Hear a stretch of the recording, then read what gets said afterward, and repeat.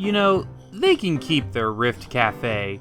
I will take Cartoon Saloon any day. Yeah, it's also kinda nice that we're not getting awkward stares because we're all not ponies. Yeah, but has anybody else noticed that there's an unusual amount of villains present today?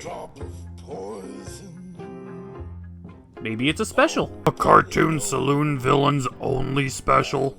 I've heard of stranger things. Hello, gents. Duxton bids you welcome. Oh, hey Duxton. Hey, do you mind if we can get a round of hot wings over here? No, this time Duxton is not here to serve you. Then what are you doing here? Duxton wishes to challenge you, cartoon gentlemen, to a contest of skill and strength. What? You can't be serious. Duxton is absolutely serious. Right? Keep it up, you're doing great. So if there's gonna be a contest, there's gonna be a prize, right? Yes. For free meals for a year versus Leslie's hand. Meow? Duxton, what century are you living in? Leslie can choose whoever she wants to be with on her own terms. Go on, keep pressing it. What, are you scared to lose to me, CG? Oh, you are serious. Damn it. Leslie, what do you think? Meow. Of course you'd want the free food for a year. Okay, Duxton, you're on. Excellent! Duxton will show you and Leslie just how much superior I am to you. Right. This is Whiteout.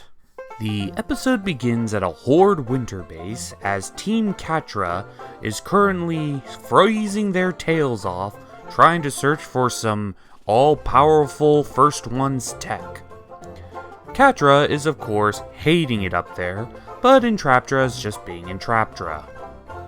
But, unbeknownst to them, some creepy crawlies are nearby. We be later cutting to Team Tumblr as we see Seahawk.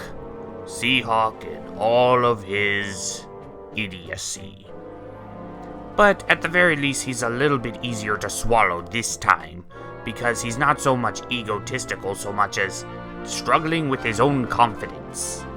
As people don't think he's cool, and he's finally realizing it.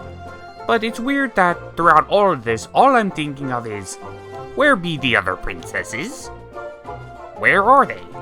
The only ones that are there is She-Ra and Tumblr. At the very least, they should have brought Frosta. They're in the frozen north. This is her element. The first contest will be a test of speed. So the first one to that marker wins. 3, 2, 1, go! Oh, what took you so long? How did you get here before Duxton? I'll never tell. Well, we cut back to the Horde Fortress, as Scorpina is currently trying to ask Catra out on a date, or at the very least hang out. Catra is unamused by this, but Scorpina still pushes her in order to at least attempt to get to know her a little better. But due to her clumsiness, accidentally reveals an old piece of tech that we all should know by now. Or at least those who watch Season 1. But to get a blow-by-blow, Entraptra comes in saying that it's essentially a super virus that could destroy us all if it infects even the slightest machine. Catra scolds her on bringing such a dangerous device, but then Entraptra drops the hint that it also affects She-Ra, and this gets Catra very interested.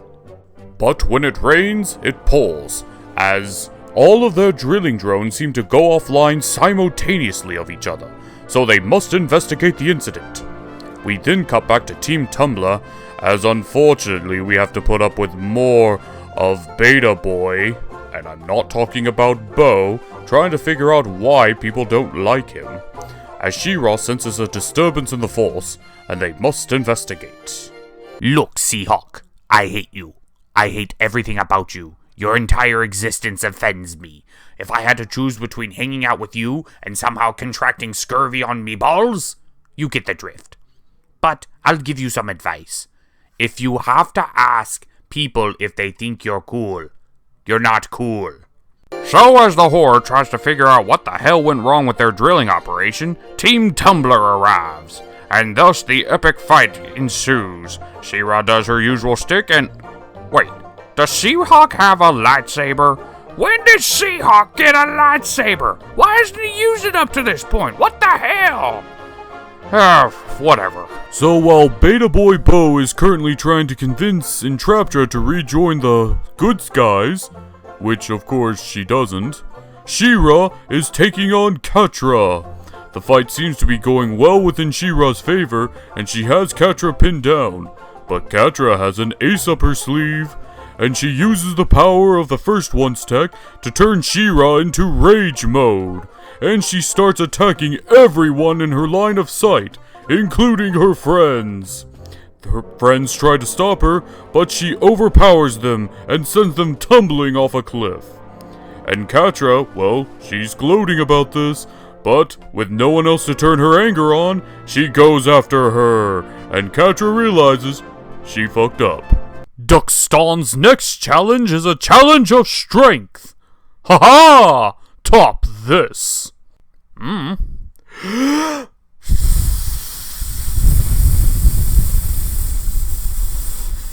Duckston says that is cheating. So after She-Ra took way too many bath salts, she starts laying the Hulk onto Catra. And Catra realizes just how overpowered She-Ra really is when she's not holding back. But then Scorpina saves her, forcing She-Ra to drop her sword and reverting back to an unconscious Adora. Catra then gloats about her near-death experience and decides to take her and the crazy lady with her. And unfortunately for us, Team Tumbler is still alive, but they still have a long way to go before they reach the top of the mountain. So Catra goes full supervillain and decides she's going to use She-Ra to attack the Princess Alliance. And Scorpina, kind of, sort of, yes, but no, agrees. But Entraptra says that there's still some first one stuck in the snow, but Catra says they got all they need, and wants to pack up, leaving Scorpina in charge of She-Ra. Scorpina, of course, says yeah, but then loses She-Ra the first time she looks away. She goes to try to find her, and only to see drunken She-Ra, who begins to annoy her to no end. As someone who's completely over their head dealing with a drunk person, she just can't take it. But that seems to be the least of her worries. Aye, the monsters previously established begin an attack. Scorpina rescues She-Ra and takes her inside the base. Meanwhile, Team Tumbler manages to make their way up the mountain to see the giant monsters attacking the base. Unbeknownst to what to do, they quickly decide that it's time to get She-Ra and get out. Duckston's next contest will be a test of arrows. See if you can hit the mark. Top that, gent. Oh, come on! Duckston calls bullshit! That's got to be against the rules! There's no rule saying that I can't use a missile launcher! So with the giant monsters attacking, Scorpina feels that it's best served to keep She-Ra inside and wait it out until Catra arrives. But who should show up? Seahawk, who is actually trying to be useful. But drunken She-Ra completely rubs it in his face, but Scorpina isn't going to let her go anywhere. So they begin their tug-of-war match. And She-Ra really couldn't care less. Meanwhile, Catra is perusing the base when she notices that the monsters are attacking. So she goes to Entraptra to try to get a down low of the situation. And while all this is going on, Team Tumbler's trying to figure out where She-Ra is, and trying to figure out what the hell's going on. So Tumbler magically teleports them to where Catra is, and Catra is less than amused. And they are more than surprised for some reason. Who would have guessed randomly teleporting would have this kind of effect? Well, Catra gives herself the high ground, what automatically makes her more powerful than her opponent. Look at Star Wars. And Bo still tries to convince Entraptra that she's on the wrong side. But Entraptra is just like, nope, not interested. So Seahawk and Scorpina are still doing their little tug-of-war with She-Ra, and She-Ra drops a comment that forces Scorpina to finally break down and start admitting her problems, that no matter what she does, no matter how hard she works, she'll always be number 2 to She-Ra, as she can't compete with someone who grew up with her bestie. And this sort of strikes a chord with Seahawk, as he also lets out his feelings finally, saying that the only time that he ever feels like he's part of the group is if they need something. The two of them have kind of a heart-to-heart, having very relatable situations. Wow, I can't believe I'm saying this, but they're actually developing Seahawk and Scorpina in a very relatable way. I'm genuinely shocked. I might actually start liking these characters now. Well, I like Scorpina, but Seahawk? He was the worst! Well, Drunken She-Ra makes a comment about the fact that they're both just genuinely nice people, and they both take it to heart. And with their confidence reassured, saying that they only need to be the best at what they do, they both decide that it's time to finally get out of their funk and do their job. Duxton calls foul play. You are cheating with your Toon Law powers. Don't get mad at me, you have Toon Law powers too, it's a fair trade. Duxton has not used his Toon Law abilities. Duxton doesn't need to. Duxton has these guns. Check it out, Leslie. Meow. Oi, this is so stupid. Well, during Catra's interrogation, Entraptra lets it slip that it's the disc from earlier episodes that caused She-Ra's current situation, and Catra doesn't like that. But, unlucky for her, the giant monsters begin their attack. But the cavalry is here! Not sure how they're going to help, though. Scorpina goes to Catra's side, and then it becomes a grab bag for the disc. Each side trying to find it, trying to grab it, and trying to either use it or destroy it. Scorpina finds She-Ra's sword, but She-Ra finds it first, and Seahawk isn't going to let Scorpina win.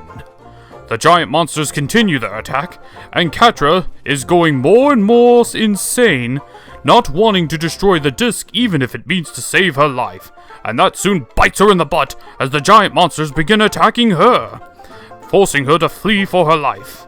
Scorpina grabs the disc, and during a moment of finally realizing what's truly important to her rather than to the mission, she decides to destroy the disc herself, turning the robot monsters back into docile creatures, and they just sort of up and leave. And She-Ra returns to normal. But not enough time for another attack, so Scorpina makes a retreat, and this seems to make Catra open her eyes that Scorpina's a capable warrior. And they leave. But during their retreat, Catra is pretty upset that they didn't get anything. But they did. They may have lost the battle, but they got the prize. Entraptra somehow managed to secure another disc. And as for our little Scorpina Catra, well, let's just say there's hope for this ship to sail yet. And that was Whiteout, aka why this show should be named Catra and the Horde. Episodes like this only further cement that the whole drama of the show solely relies on She-Ra and Catra's relationship, as well as everything that's just going on in the Horde. And we're just going to have to see in future episodes if that disc is actually able to do anything. The development of Catra and Scorpina's relationship is also worthwhile, for the most part. Unfortunately, the show is still held back by its main leads. But I will give credit where credit is due. Seahawk was actually likable this episode. I didn't think that was possible. Neither did I. This episode is the first pass episode of this season, and since there's only 2 episodes left in this season, I'm sad to say that I'm probably going to have to give this whole season a fail. Good episode, but they lost the war. So, without further ado, this is the Cartoon Gentlemen, the organizers of Chaos as Vintage Kings, and we'll see you next time. Come on, Leslie. Duxton must make you realize that Cartoon Gentleman was cheating through all those events. He relied solely on his Toon Law powers to win them all. Meow. Fine, if you're going to be like that, then I'll make you choose. Choose between the luscious Duckston or that. Meow. But why would you want him when you could have these? Or this? Or why are you putting salt on me? Meow. Okay, Duckston, I know a little thing about ships. And while most ships, I would like to believe, will sail beautifully, some of them are just doomed to sink. It's best that you realize this early on. The Leslie Duckston thing isn't going to happen. So just move on. Yeah, you're being a little bit possessive there, buddy. But hey, I'm sure you'll find love somewhere else someday. But Duckston does not want another girl. Duckston wants Leslie.